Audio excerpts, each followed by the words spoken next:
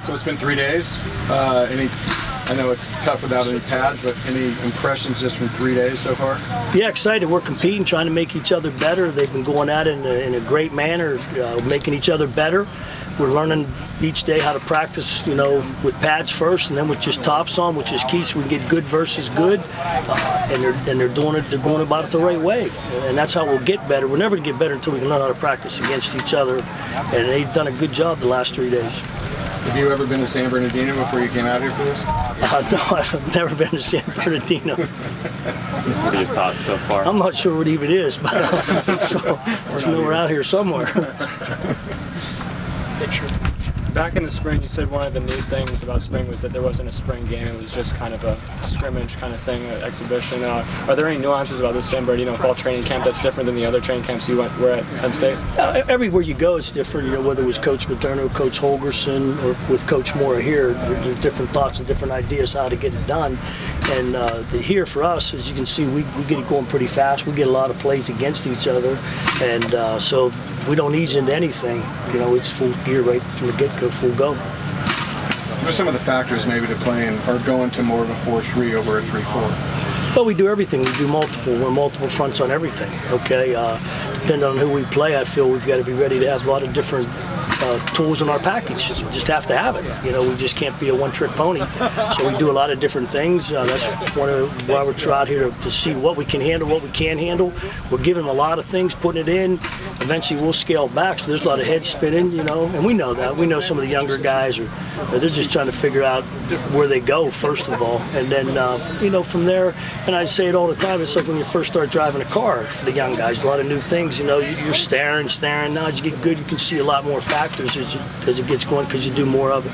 How much time do you spend in the offseason doing opponent film studies to kind of design what type of formations you want to use, what type of scheme you want to use? Well, what we try to do is put a package that's versatile enough no matter who we're playing.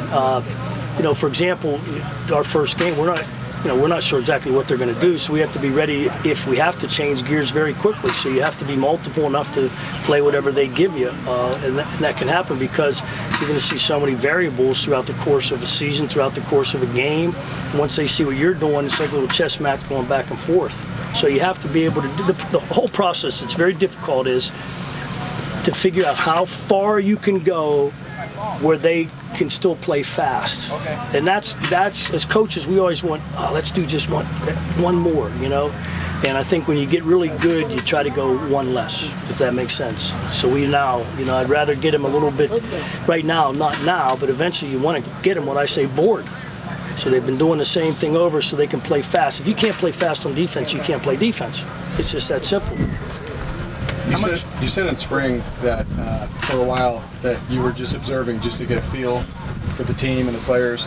Would you say it's kind of different now? You have a feel? Yeah, because I can tell now if there's something they're confused about. Before I didn't know the expressions, their mannerisms to let me know, when I talk with them, whether they're confused, and they may not want to let me know that. But now being around them a lot of times and just sitting down with them one-on-one and getting to know them and them getting to know me, I think they can give me feedback and let me know how they're doing. One of the things when you're on the sideline, a young man comes over, hey, do you got it? Do you understand it? And you can look in his eyes going, oh yeah, and whoa. Because you kind of know them, and they get to know you, your style too. So it's a two-way street always. With you being new to the Pac-12, how much opponent film did you watch? We went through it all. We look at everybody, what they're doing, go through it. Obviously, I think everybody's going to, as we get through during the season, get a better breakdown of people, what they're doing this year, went through and looked at last year's films and went through that. What young guys have kind of flashed? Yeah, I know you're going to ask me that, and I never get into that. I never get into signaling out anybody. It's just something I don't like to do, so I don't get into that. When you've had a younger guy that has replaced, a Buckus Award winner or an All-American, what are some of the things that you kind of say to him or tell him to do to help him along? I just try to get him to be the best player he can be. It's great he had the opportunity to play behind such a talented player. I'm sure he learned a lot from watching him. So my job is just to make him the best player he can be. Maybe he can be the Buckus winner someday. What do you think Kenny's role is going to be now that you've seen him back at full speed in practice? I know you don't want to reveal too much about your scheme, but where do you see him fit? Which Kenny? Kenny Ojoki. Okay. There's a lot of Kennys. Yeah, I know. Now I figured those names out now, so I know there's a lot of Kennys. I think what Kenny's going to do is just get himself getting back into the groove again, getting going again. He's still getting back at it. So you got to remember, he didn't have the spring like the other guys did to get it going. So I'm anxious to see when we get to pads, and every day you can watch him improve. You know, the one thing he does is he handles coaching well. He wants to be good. So those are two great things to start with. How do you think Kenny Young's come along in pass coverage? Yeah, I think he has. I think he's gotten better because we've kept him at the same position. He hasn't been moving around. He becomes more comfortable. And you know, Kenny's got to get us set up what we want to do, too. And now he's starting to figure out. Like I said, they're getting used to me. I'm getting used to them. Now that you've been here a few months, what's it like recruiting to UCLA compared to the other places you've been? You know, it's a great school. I'm recruiting people to a great institution, not only athletically but certainly academically, one of the best institutions in the country. So it's just different. I've been blessed because Jim sent me back east. I know my way around there. I don't get lost there, and so that's been good. You know, and it's been exciting to bring and expose some players that maybe never thought about coming out here, coming out to UCLA to see what we have to offer, because we have a ton of things to offer. Our location, you know, where we are, with all the things that are around us, we have an opportunity to give a young man an outstanding, you know, quality education, and also to give him a chance to, you know, get some good, maybe work experience, practicums that are right down the road that he wouldn't be able to experience at some other places.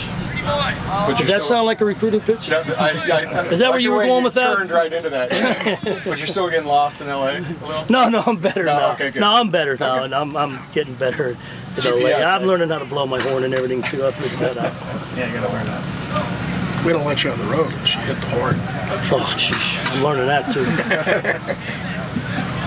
Guys, everybody good? Hey, thanks for coming out today. Thanks. Thank you for coming. Appreciate it.